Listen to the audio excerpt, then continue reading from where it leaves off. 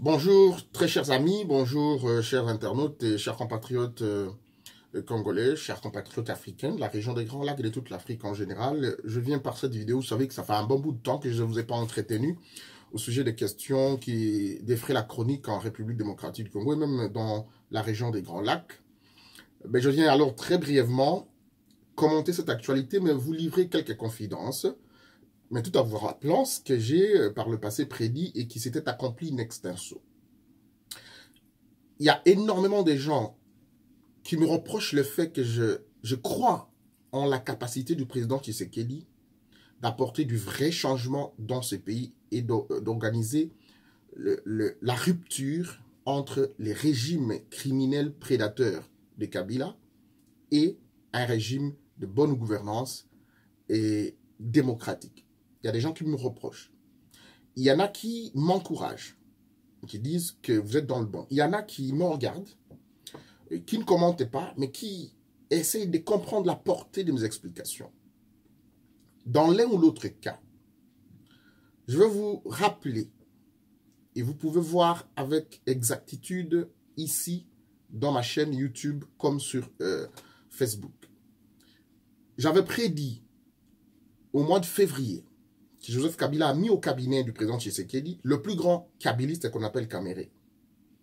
Et que c'est un grand magouilleur, c'est un détourneur qui est connu. Pendant 7 mois, Vital Kamere a géré la République par sa propre décision. Vous savez, la première décision qu'il a prise, c'était d'intimer l'ordre à toutes les régies financières, à toutes les institutions, de n'engager aucune dépense sans l'aval de la présidence de la République. Que ce soit le programme des 100 jours, que ce soit les marchés pour les différents projets des routes, des sauts de moutons et tout ce que vous savez, la construction des maisons, etc. Tout passait par la signature de Vital Kamere. Il était donc l'ordonnateur de toutes les dépenses publiques. Je me suis fait insulter par l'ensemble des membres de l'UDPS. Beaucoup d'entre eux qui sont sur les réseaux sociaux. Mais aujourd'hui, on me donne raison. Je ne veux pas avoir raison. Je veux que les faits parlent à ma place. Encore une fois, ici, j'avais donné avec précision, et vous le savez, j'avais prédit la cargaison d'armes qui quittait l'Europe de l'Est, les armes qui quittaient Kingakati pour commencer une guerre à Minembwe. La guerre est arrivée, les affrontements sont arrivés à Minembwe. J'avais prédit encore ici que les IDF n'existaient plus. On a pris l'étiquette des IDF, mais c'est une question entretenue par Kabila, Kaguta Museveni et plus surtout, je vais dire surtout Kagame. Que les unités de Kagame sont jusqu'au niveau, ils vont quitter même Beni jusqu'au niveau d'Ituri.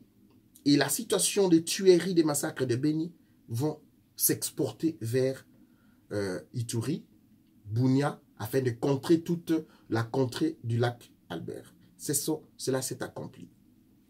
Je vous ai dit ici que Félix Tshisekedi est en longueur d'avance. Personne ne m'a cru. Le Conseil de sécurité a confirmé un certain nombre de choses sur les présumés IDF, qu'il n'y a pas de rapport entre les massacres qui se passent à Beni et la capacité qu'auraient les IDF d'endayer cette partie du Grand Nord. Tous ces petits rappels, je peux vous dire combien, plusieurs fois, j'ai toujours dit des choses à l'avance, que cela s'accomplit. Une fois de plus, je vous donnerai ici quelque chose qui va mettre du feu dans ce pays-là.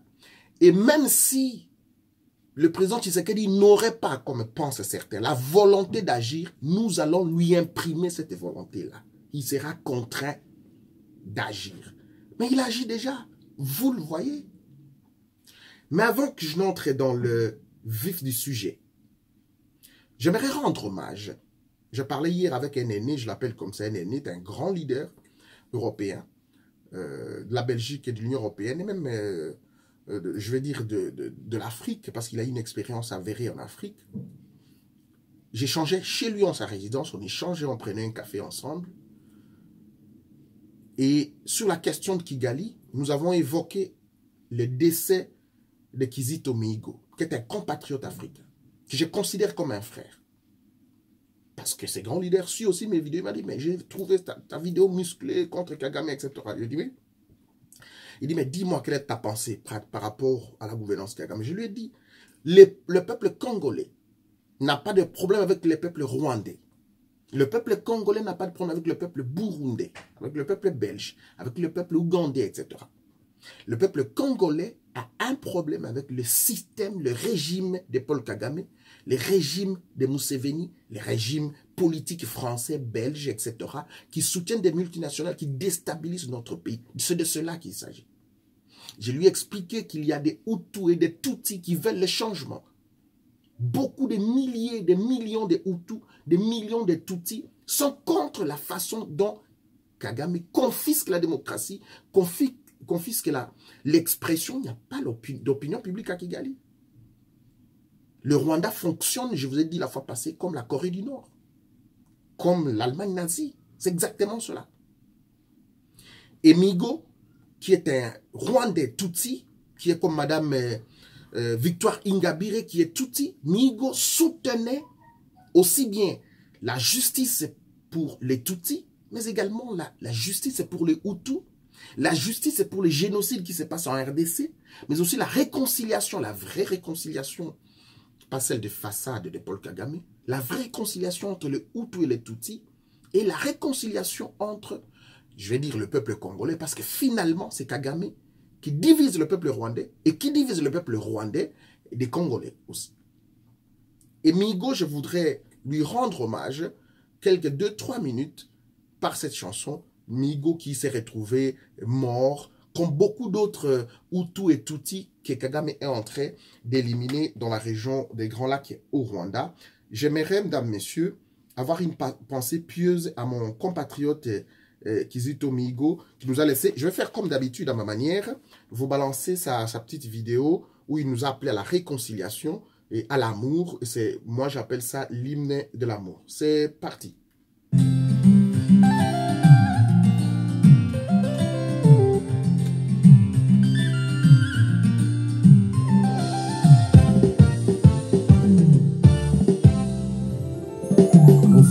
Congolais, mon cher ami voisin, il n'y a pas de haine possible entre nous.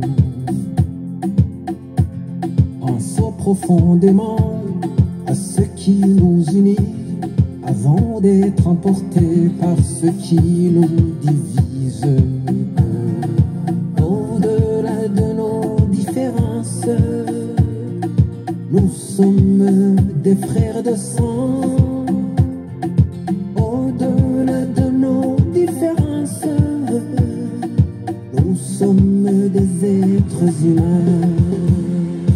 Venez tous les Rwandais, venez tous les Congolais, pays de l'Afrique, pays de l'Amérique, l'Europe et l'Asie. Venez tous nous joindre, mettons-nous ensemble pour chanter la paix. Mettons-nous ensemble pour chanter la paix, la paix. Que Dieu nous demande la paix, le souffle du monde.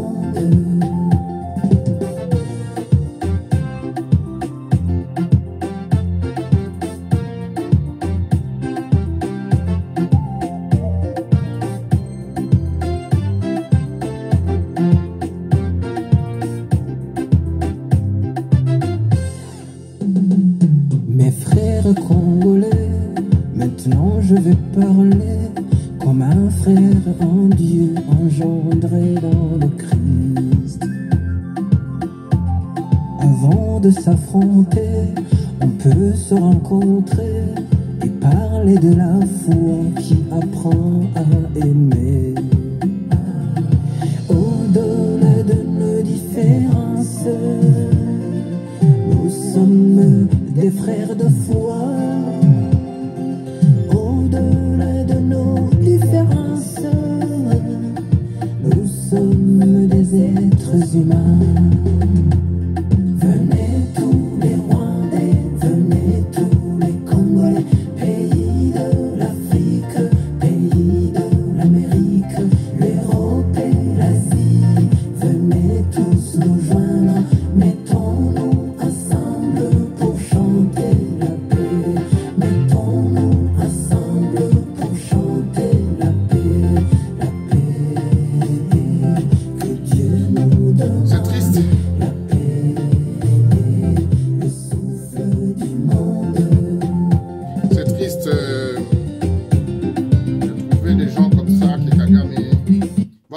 je les coupe brutalement comme ça. Voilà.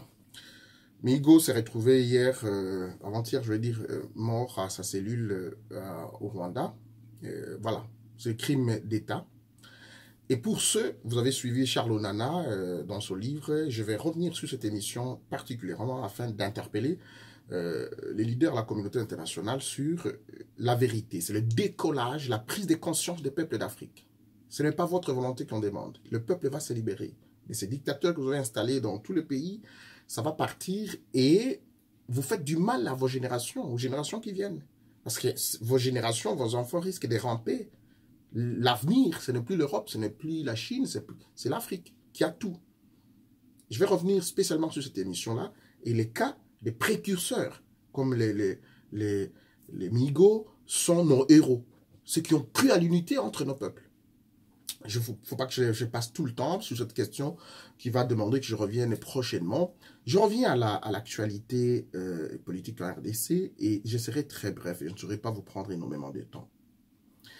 Le premier élément que je voulais vous dire, c'est que dans ce pays-là, il n'est pas possible, dans ce pays, du Congo, Rwanda, Burundi, Ouganda, que les crimes qui ont été commis soient impunis, quelles que soient les manœuvres des leaders qui sont responsables.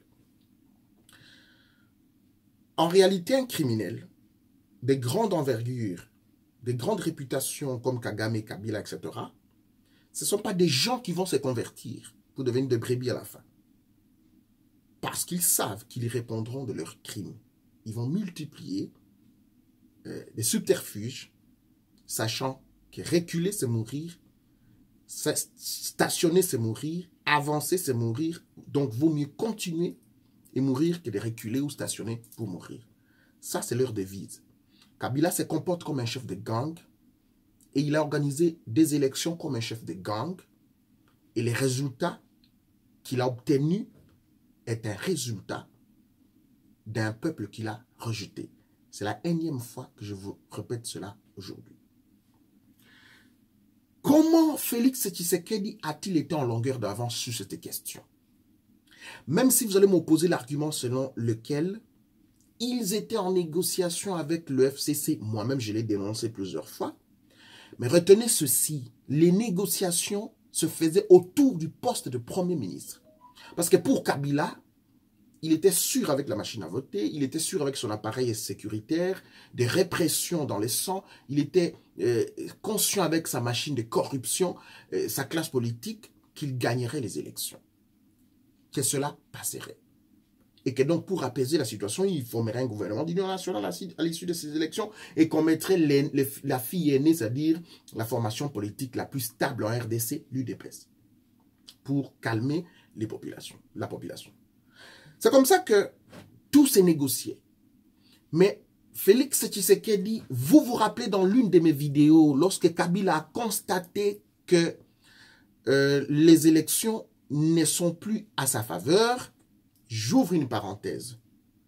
Comment Kabila a su, avant que l'on proclame les résultats, qu'il a perdu, que Chadari a perdu?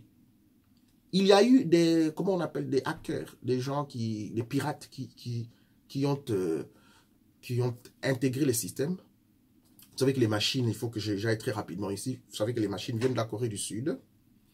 Mais c'est Internet d'Orange, France. Et donc Orange a demandé la permission l'autorisation à la Corée du Nord de poser certains logiciels. Je ne suis pas informaticien, vous savez les mots qu'il faut mettre à ce plat. Poser des logiciels afin de gérer la fluidité de l'Internet sur toute l'étendue du territoire national dans tous les appareils. Mais les hackers là sont entrés et il y a eu une panne. Il y a eu coupure. Donc il n'y a pas eu possibilité pour chaque centre d'envoyer des résultats. La CENI a demandé à Orange Kinshasa de trouver solution. Orange Kinshasa était incapable de trouver solution. Orange Kinshasa a demandé à la CENI d'écrire officiellement afin que Orange Paris remédie à la situation. Ce qui fut fait. Orange Paris a demandé l'autorisation d'intégrer ces machines, de prendre les données, les sauvegarder, réparer et ensuite réinjecter les résultats. Ça veut dire en d'autres termes, l'autorisation était donnée, ça veut dire en d'autres termes qu'Orange Paris avait les résultats des élections.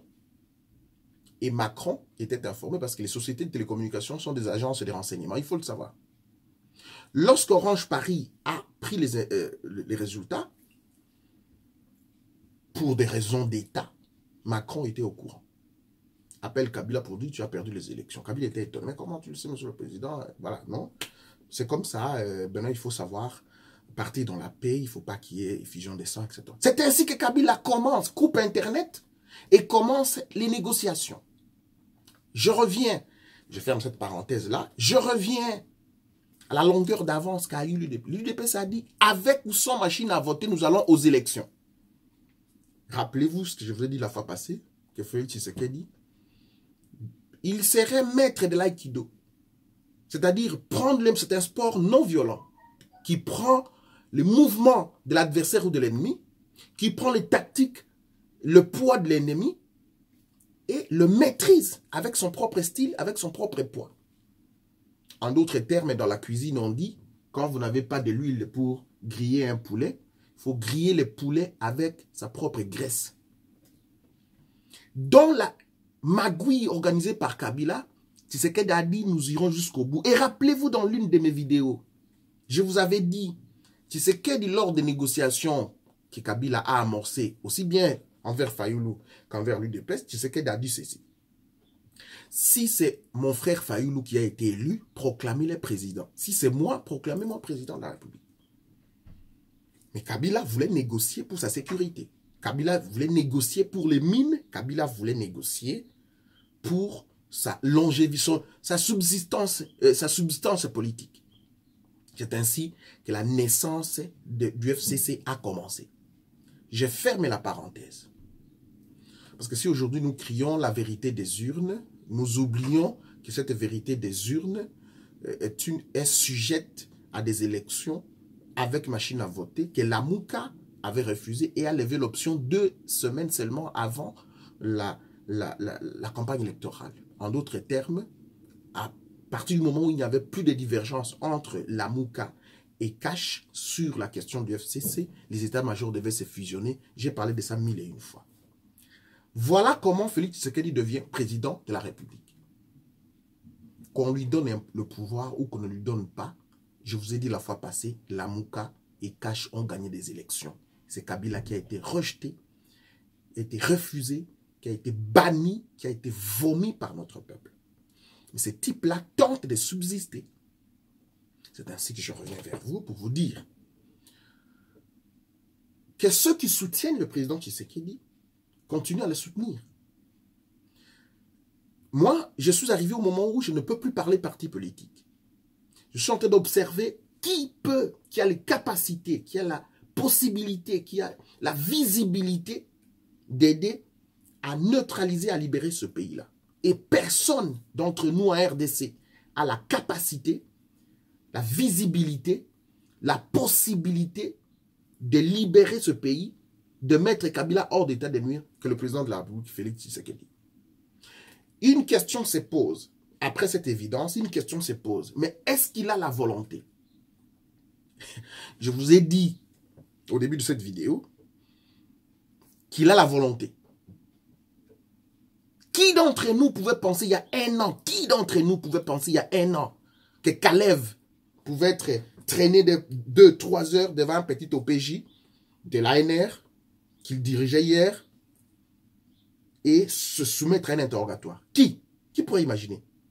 Aujourd'hui, Kalev n'a plus sa carte d'identité, il n'a pas sa, comment on dit, il n'a pas de passeport. Tout a été confisqué. Qui d'entre nous pouvait penser il y a un an qu'Albert Youma, tout puissant, l'argentier de Kabila, pouvait être interdit de quitter la capitale? Qui d'entre nous pouvait penser que Chadari, numéro 2 du parti de Kabila, pouvait être débarqué avec une dizaine de gens dans un avion qui les amenait à Bujumbura dans des festivités du parti d'Nkuruziza? Qui d'entre nous pouvait penser, il y a un an, que les tout-puissants et les intouchables pouvaient arriver à ce niveau-là? Il y a quelque chose qui est en train d'arriver. Félix Tshisekedi est en longueur d'avance. Qui d'entre nous pouvait imaginer que Jeannette Kabila montait dans un avion, pouvait la faire descendre et l'entendre pendant quelques minutes? Qui d'entre nous? Il y a des choses qui arrivent.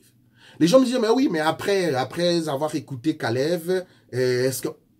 Qui d'entre nous pouvait imaginer que le président protocolaire qu'on insulte tout le temps idiot pouvait prendre une décision et le tout-puissant procureur général de la République de Kabila être défenestré? On dit, ah, mais oui, ceux qui sont là ne sont pas aussi différents. Non, mais oui, parce que Félix Tshisekedi n'a pas une académie où il forme des magistrats. Et que même dans cette magistrature, il y a la loi portant organisation et fonctionnement de la magistrature. Il faut gravir certains échelons pour arriver à briguer des mandats, des postes au niveau des plus hautes cours et tribunaux. Donc, il doit compter avec ceux qui sont là. Et ceux qui sont là, il y en a qui sont des magistrats de qualité, des juges de qualité qui ont encore la conscience. Il y en a. Il y en a. La République n'est pas que composée de pourritures. Non, il y en a. Il faut avoir confiance. Et donc, que chacun prenne son chemin. Moi, j'ai un chemin. Je croirai à Félix Tshisekedi jusqu'au bout. Jusqu'à ce qu'il me trahisse, c'est moi que je sente dans moi qu'il devient une dernière pourriture je ne saurais plus compter sur lui. À ce moment-là, je vais abandonner. Et je vais prendre mon fusil, je change d'épaule. Je vous ai dit que s'il n'a pas la volonté, non, moi j'ai dit qu'il a la volonté. Parce qu'il est en train de faire là, c'est un début. Quelqu'un ne peut pas à moins d'un an commencer à bouger comme ça, que Kalev et que les autres bougent. Vous me parlerez de la corruption, ça va arriver. Ça va, même sur caméra, ça va arriver, ne vous en faites pas.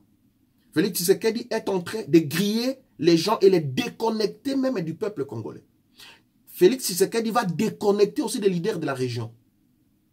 Je vais arriver vers vous. Je vous ai dit ici, s'il n'a pas cette volonté, au cas où il n'aurait pas cette volonté, que j'affirme qu'il l'a, nous allons lui faire naître la vérité. Je vous donne un élément. Je vais vous donner un élément, un très petit élément ici. Qu'est-ce que je vois ici? Quel élément j'ai ici?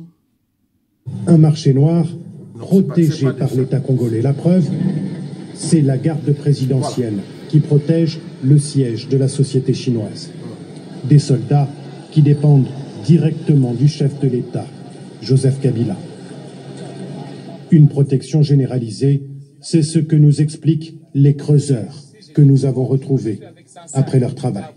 C'est juste les gardes présidentiels de notre Congo et qui gardent les Chinois là-bas au dépôt. Ils sont ensemble? Oui, ils sont ensemble. C'est les Chinois qui font la loi parce qu'il a trouvé notre pays qui est foutu. Ils nous volent sur le prix et en plus, si tu veux discuter, les soldats te tapent. Il n'y a rien à faire. Ça, c'est un élément. Gardez toujours l'écoute. Je vous balance un second élément, je crois, le tout dernier. Le tout dernier élément, c'est celui-là. Et je vais conclure cette petite émission. Mais nous sommes limités dans ce que nous puissions faire à cause de la présence, malheureusement, des personnes sanctionnées pour la violation des droits de l'homme, pour les abus et la corruption dans la chaîne de commande de la force armée de la République démocratique du Congo, entre eux les généraux Kahimbi, Amisi et Numbi.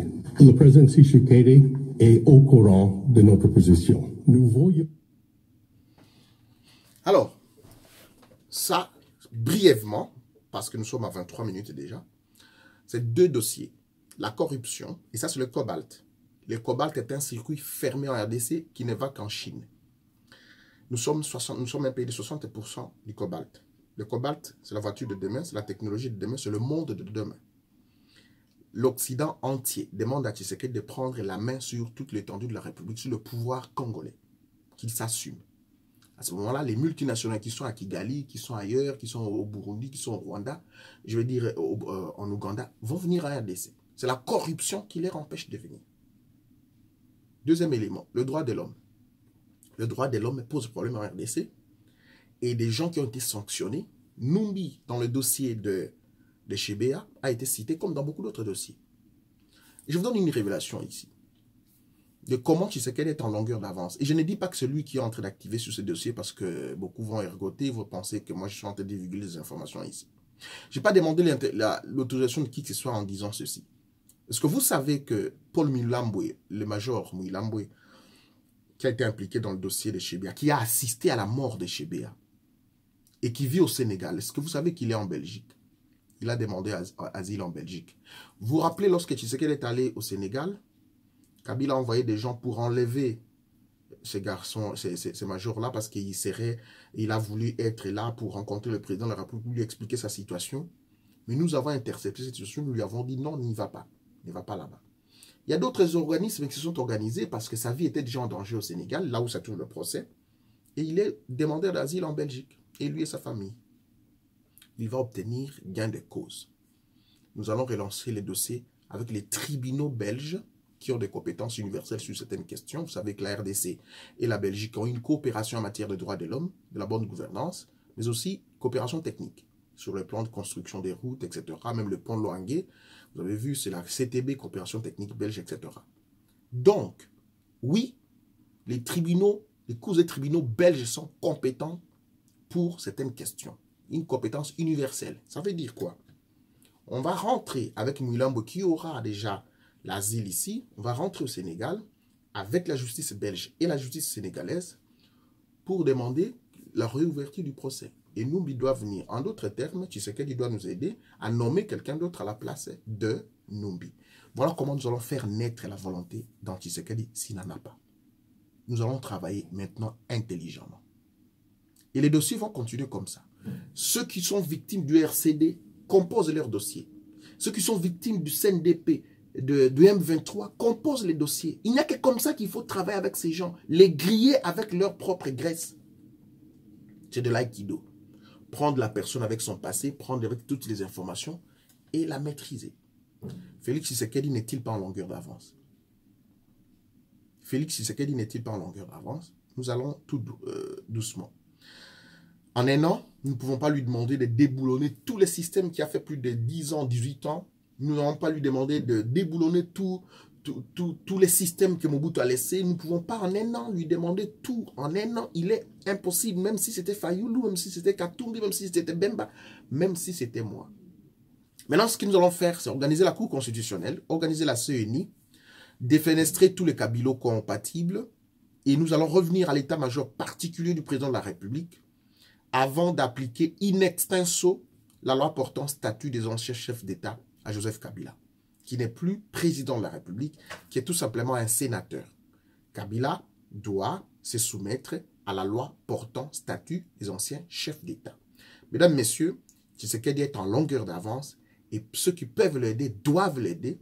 Ceux qui pensent organiser et prendre d'autres chemins, qu'ils le prennent. Mais moi, je suis sur les chemins de croire à l'avenir meilleur de notre pays. Et aujourd'hui, la personne qui a la capacité de le faire, c'est Tshisekedi. Et nous devons être ensemble avec lui jusqu'au bout. Mesdames, Messieurs, merci. Rendez-vous au prochain numéro.